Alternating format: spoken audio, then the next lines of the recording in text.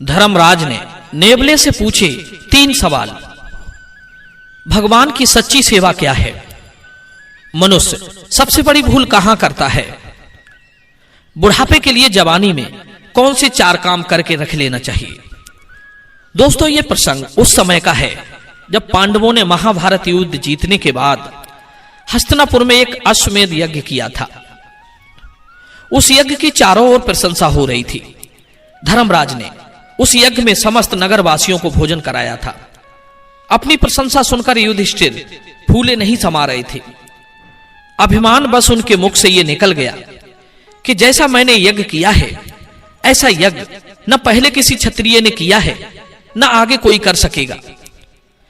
धर्मराज की यह अभिमान पूर्ण बात सुनकर भगवान श्री कृष्ण को बड़ा बुरा लगा। उन्होंने युधिष्ठिर के अभिमान को नष्ट करने का फैसला किया। उन्होंने सोचा कि मनुष्य अपने जीवन में सबसे बड़ी भूल यहीं पर कर देता है। जब भी वो धन पद से प्रतिष्ठित होता है वो उसका कर्ता स्वयं को मानने लगता है। थोड़ा भी उसका यश फैले तो वो गर्व से भर जाता है और उसका श्रेय स्वयं को देने लगता है। और यदि उस पर कभी घोर विपत्ति पड़ती है तो उसका दोष भगवान पर मढ़ता है कि भगवान ने उसके साथ बहुत बुरा कर दिया। अच्छा होता है तो उसका कर्ता स्वयं को समझता है और बुरा होता है तो भगवान को, जबकि वो जानता है कि उसके हाथ में कुछ नहीं है। वो मात्र एक कठपुतली है। देने वाला और देकर फिर लेने वाला तो कोई और ही है। दोस्तों, भगवान श्री कृष्ण की प्रेरणा से धर्म की सभा में एक अजीब घटना घटती है। सभा के बीच एक नेवला आता है जिसकी नीली आंखें थीं और शरीर का आधा भाग सोने का बना हुआ था। वो नेवला धर्मराज के दरबार में आकर मनुष्यों की भाषा में बोलता हुआ कहने लगा, हे राजन, तुम किस बात पर खुशी मना रहे हो? तुम्हारा ये यज्ञ कुरुक्षेत्र निवासी एक ब्राह्मण के शेर भर सत्तू के दान करने के बराबर भी नहीं है। मित्रों, नेवले की बात सुनकर पूरी सभा में सन्नाटा पसर गया। सबको बड़ा आश्चर्य हुआ। सभा में बैठे समस्त ब्राह्मण और क्षत्रिय नेवले को चारों ओर से घेर कर पूछने लगे, हे भद्र, हमारे इस यज्ञ में साधु पुरुषों का ही समागम हुआ है। तुम किस आधार पर हमारे इस यज्ञ की निंदा करते हो, जबकि चारों तरफ लोग इसका गुणगान कर रहे हैं? हमने शास्त्र और न्याय के अनुसार प्रत्येक कर्तव्य कर्म का पालन किया है। पूजनीय जनों की विधिवत पूजा की है, अग्नि में मंत्रों के साथ आहुति दी है, देने योग्य वस्तुओं का दान दिया है। फिर आपको ऐसी क्या कमी मालूम पड़ती है जो भरी सभा में आप यज्ञ की निंदा करते हो? तब वो नेवला कहता है, हे ऋषियों, हे क्षत्रियों, मैंने ये बात झूठ या घमंड में आकर नहीं कही, बल्कि पूरे होशो हवास में कहा है कि आपका यज्ञ उस ब्राह्मण के शेर भर सत्तू के दान के बराबर भी नहीं है। सुनो, मैं तुम्हें वो वाक्या सुनाता हूं जो मेरे साथ घटित हुआ था। कुछ दिन पहले की बात है। धर्म क्षेत्र कुरुक्षेत्र में एक गरीब ब्राह्मण अपने परिवार के साथ रहता था। वो ब्राह्मण अत्यंत निर्धन था। भिक्षा अन्न से ही अपने परिवार का भरण पोषण करता था और भगवान का जप तप करता था। वो रोजाना दिन के छठे भाग में अपनी स्त्री, पुत्र और पुत्रवधू के साथ बैठकर भोजन करता था। यदि किसी दिन उस समय पर अन्न नहीं मिलता तो दूसरे दिन फिर उसी बेला में अन्न ग्रहण करने को मिलता था। एक बार तो उनके यहां भयंकर अकाल पड़ गया। ब्राह्मण के घर खाने को दाना नहीं था। खेतों का भी अन्न सूख गया था, इसलिए भिक्षा में भी कुछ नहीं मिल पाता था। हर रोज दिन का छठा भाग आकर बीत जाता था, किंतु उन्हें समय पर भोजन नहीं मिल पाता था। बेचारे सब के सब भूखे ही रह जाते थे। एक दिन दोपहर के समय ब्राह्मण भूख और गर्मी का कष्ट सहन करते हुए अन्न की खोज में घर से निकल पड़ा। घूमते घूमते काफी समय बीत गया। भूख और गर्मी से वो व्याकुल हो चला था, किंतु उन्हें कहीं से भी अन्न का दाना नसीब नहीं हुआ। और दिनों की तरह उस दिन भी उन्होंने अपने परिवार के साथ उपवास करके ही दिन काटा। धीरे धीरे उनकी प्राण शक्ति क्षीण होने लगी। एक दिन कहीं से उन्हें शेर भर जौ मिल गए। उन्होंने उन जौ को कूट पीस कर सत्तू के रूप में तैयार कर लिया। अपने नियम अनुसार उन्होंने पहले तो अग्नि में आहुति दी, उसके बाद थोड़े थोड़े सत्तू आपस में बांटकर खाने के लिए बैठ गए। आज उन्हें कई दिनों के बाद भोजन का सौभाग्य प्राप्त हो रहा था। अभी भोजन करने के लिए बैठे ही थे कि इतने में उनके द्वार पर उनसे भी ज्यादा भूखा एक ब्राह्मण आ गया, जिसकी बड़ी ही दयनीय दशा थी। भूख से उसका हाल बेहाल था, आंखें अंदर की ओर बैठ गई थी। वो द्वार पर आकर भोजन के लिए गिड़गिड़ाने लगा। ब्राह्मण ने जब अपने द्वार पर एक भूखे भिखारी को देखा तो सोचने लगा, ये भिखारी मेरे द्वार पर आस करके आया है, ये मेरा अतिथि है और अतिथि का सत्कार करना हमारा धर्म है। ब्राह्मण का हृदय खुशी से खिल उठा। वो अपने भोजन को छोड़कर उठ बैठा और उस भूखे भिखारी के पास जाकर उसे प्रणाम किया। उससे उसका कुशल समाचार पूछा। पूछने पर पता चला कि वो कई दिनों से भूखा है। ब्राह्मण उसे आदर के साथ अपनी कुटिया में बुला लाया और अपने आगे के सत्तू उठाकर उसको खाने को दे दिए। धन्य है उस ब्राह्मण का त्याग और निष्ठा, जो अतिथि सेवा के लिए स्वयं भूखा रह गया पर अतिथि को भूखा नहीं रखा। भिखारी ने झटपट उन सत्तुओं को खा लिया, किंतु उन सत्तुओं से उसकी भूख शांत नहीं हुई। ब्राह्मण ने देखा कि अतिथि देवता मेरे सत्तू खाने के बाद भी भूखे ही रह गए। ब्राह्मण बड़ी सोच में था कि इनको किस प्रकार संतुष्ट किया जाए। अपने पति को चिंतित देखकर ब्राह्मणी ने भी अपने आगे का सत्तू नहीं खाया। उसने उठाकर अपना भाग भी अपने पति को दे दिया कि लो, इसे भी अतिथि को खिला दो। मित्रों, अपनी पतिव्रता पत्नी की यह बात सुनकर ब्राह्मण ने अपनी भार्या से कहा, हे कल्याणी, तुम धन्य हो जो अतिथि सेवा के हेतु स्वयं भूखी रह गई।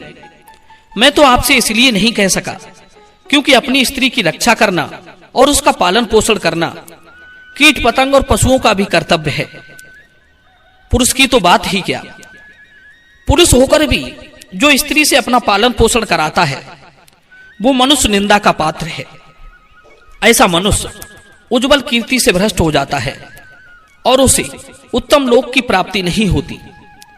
कहते हैं धर्म अर्थ काम संबंधी कार्य, सेवा, वंश परंपरा की रक्षा, पितृ कार्य और अपने धर्म का अनुष्ठान, ये सब स्त्री रक्षा से ही होते हैं।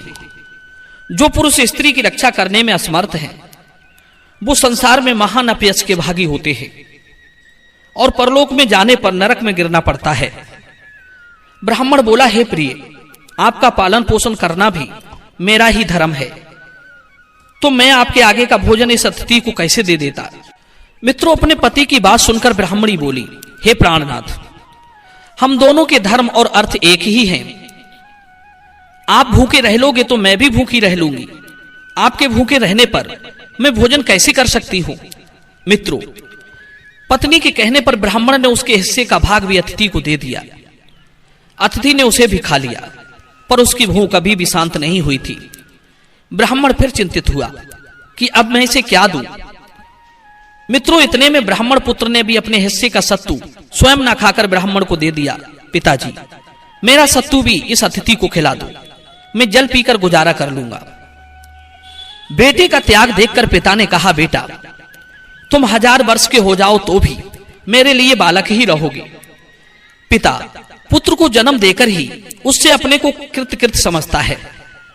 मैं जानता हूं बच्चों की भूख प्रबल होती है। मैं तो बूढ़ा हूं, भूखे रहकर भी कुछ दिन काट लूंगा।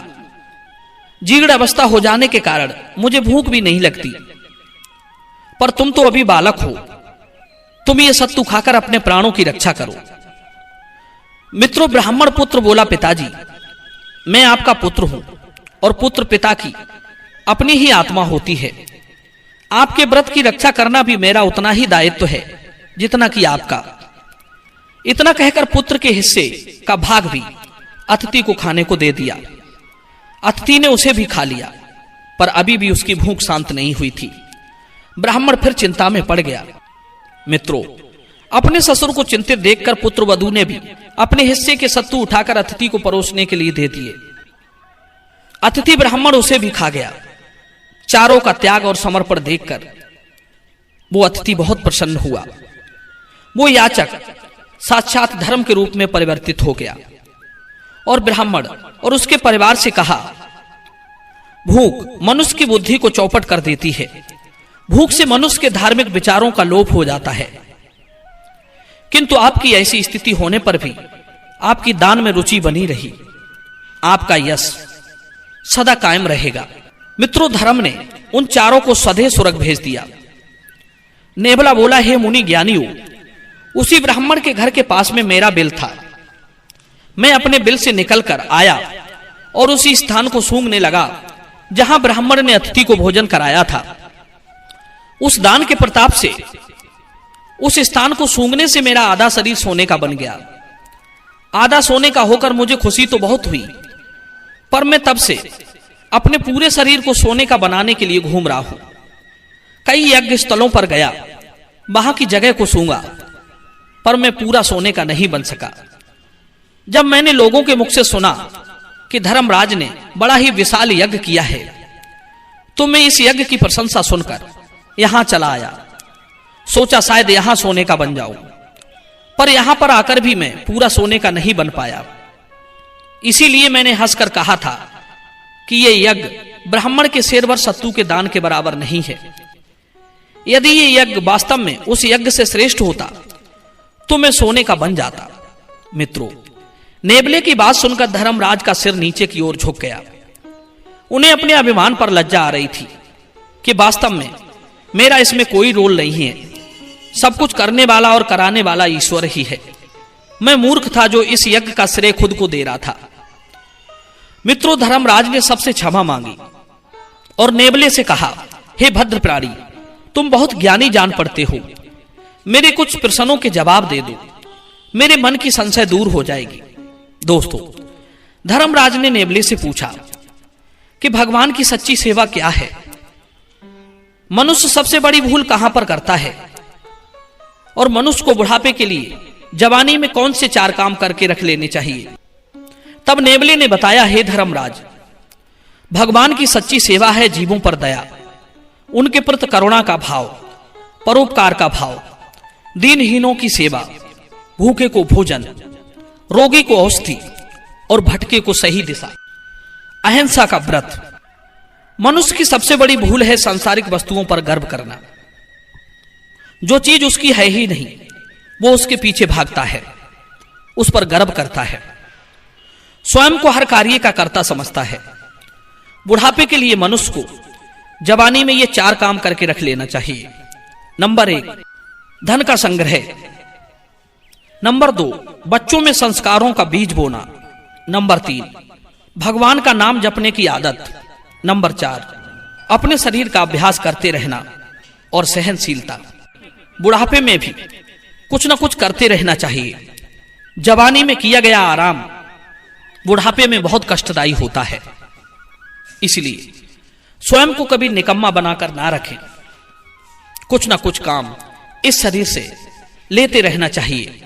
इसे आप जितना आराम दोगे और फिर बुढ़ापे में आपके लिए बहुत कष्ट होगा। मित्रों, इस वीडियो के विषय में आपके क्या विचार हैं? कमेंट सेक्शन में अपनी राय जरूर देना।